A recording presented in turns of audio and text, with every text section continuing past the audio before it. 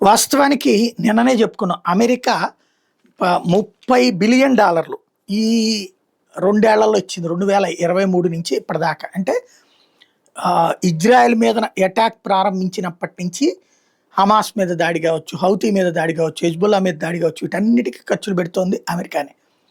అదే సందర్భంలో ఇరాన్ మీద దాడికి కూడా ఖర్చు అమెరికానే. దాదాపు 30 నుంచి 31 బిలియన్ ఇచ్చారు అన్నటువంటిది నిన్నే మాట్లాడుకున్నాం. అది ఒక ఎత్తు అయితే, ఇంకొక వైపున అరబ్ దేశాల్లో సౌదీ అరేబియా పెద్దన్న ఇజ్రాయెల్కి దాదాపు $2 బిలియన్ ఇచ్చింది అన్నటువంటి తాజా అంశం.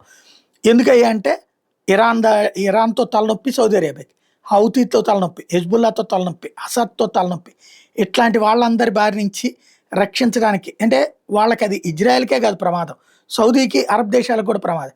కాబట్టి వాళ్ళని తొక్కేయడానికి వీళ్ళు ఇచ్చారన్నట్టు ఇప్పుడు బయటకు వస్తుంది.